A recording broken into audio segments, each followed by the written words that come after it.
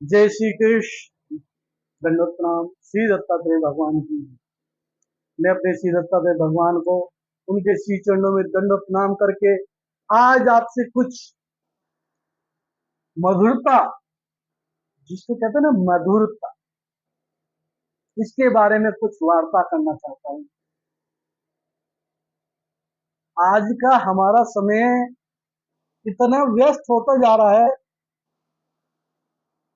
शायद सच में हम वो मधुरता शब्द को भूलते जा रहे हैं।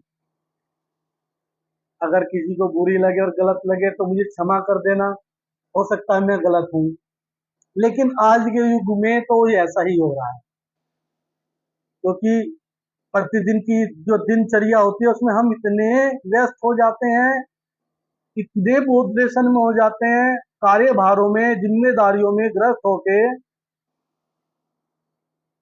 कि वाणी में मधुरता रह ही नहीं पाती।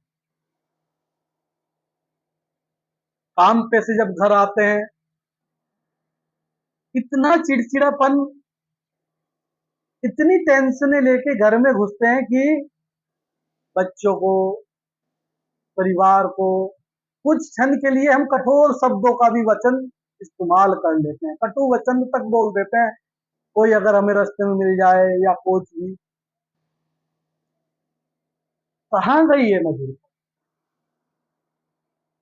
पहले समय में हमने अपने बुजुर्गों से भी और अपने गुरुजनों से भी ये व्याख्यान सुनी है कि जब पहले व्यक्ति से व्यक्ति मिलता था तो बहुत प्रसन्नता प्राप्त करता था। अगर कोई कहीं जा भी रहा हो तो इतनी प्रसन्नता मिल जाती थी, अगर सामने से आता व्यक्ति दिख जाए, बहुत प्रसन्नता थी कि इंसान या व्यक्ति नजर आ गया।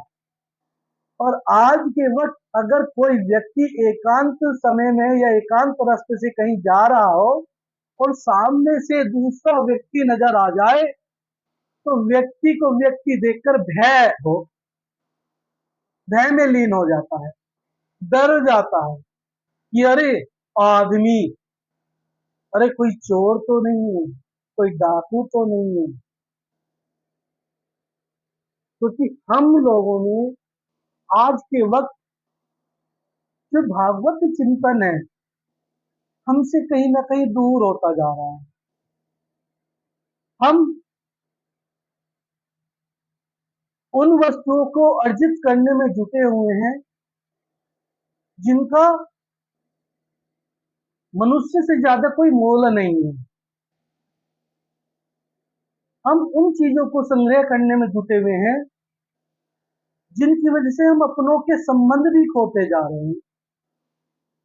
हम उन चीजों के पीछे पड़े हुए हैं कि हम अपने रिश्ते नाते, अपनी मधुरताएं, उनको सबको छोड़ते जा रहे हैं। आज के वक्त, पहले बात तो किसी के पास इतना समय ही नहीं रहा कि कोई किसी के पास जाए, क्योंकि मोबाइल और वो सुविधा इतनी बढ़ गई है कि व्यक्ति को व्यक्ति से दूर कर दिया। जितनी टेक्नोलॉजी बढ़ती जा रही है, हो सकता है व्यक्ति पलक झपकते ही उसके पास हो जाए, वीडियो कॉलिंग के द्वारा, फोन पे बात करने के द्वारा, लेकिन जो संबंध, जो स्पर्श आमने सामने होने से महसूस होता है, आमने सामने होने से जो व्यथा, जो इमोशनल एक दूसरे के अटैच होते हैं, जुड़ते हैं, वो मोबाइलों से नहीं होते।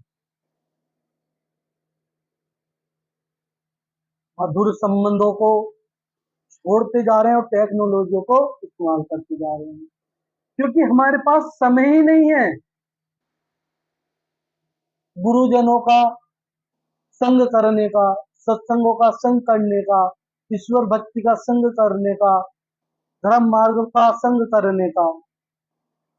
कुछ लोग हो सकते हैं मेरी बातों से साथ सहमत भी ना हो, अरे भाई कमाएंगे नहीं तो खाएंगे क्या?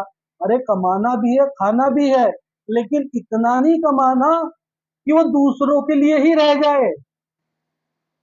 आप अपने लिए कब कमाएंगे? आप अपने लिए क्या कमा रहे हैं? केवल धन संग्रह कर कर ही कमाना है?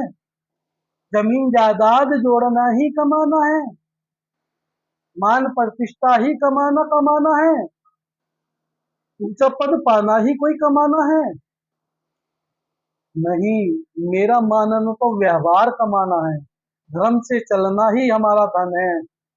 सच्चे अच्छे आचरण करना ही हमारी धन संपत्ति है। दिल में दया भाव रखना ही हमारी संपत्ति है। दूसरों के प्रति स्नेह रखना ही हमारी संपत्ति है। दूसरों को दुख में शामिल होना ही हमारा संपत्ति है।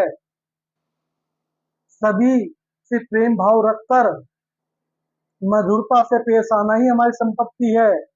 क्षमा करना ही हमारी संपत्ति है। अगर सामने वाला क्रोध कर रहा है और आप चुप रहें, उसको उस क्रोध को पीना ही हमारी संपत्ति है, क्योंकि ये हर किसी से नहीं हो सकता।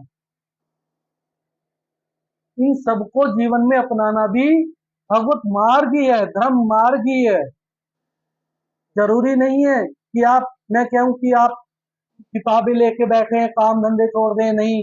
अरे आप धर्म मार्ग पर इन बातों को अपनाकर भी धर्म मार्ग पे चल सकते हैं।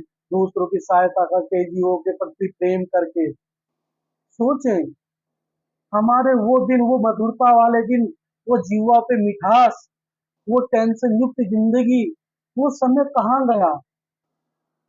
वो हम लोगों ने खुद व्यतीत करके पीछे छोड़ दिया। आप हफ्ते में जरूर एक दिन ऐसे निकालें कि अपनों से साथ बैठें, अपना दुख सुख उनको सुनाएं, उनका दुख सुख उनसे सुने, अपने माता पिता की सेवा करें, और सभी आस पड़ोस को सभी का ध्यान रखें और मधुरता से और संयम से अपने जीवन को जिए। जय श्री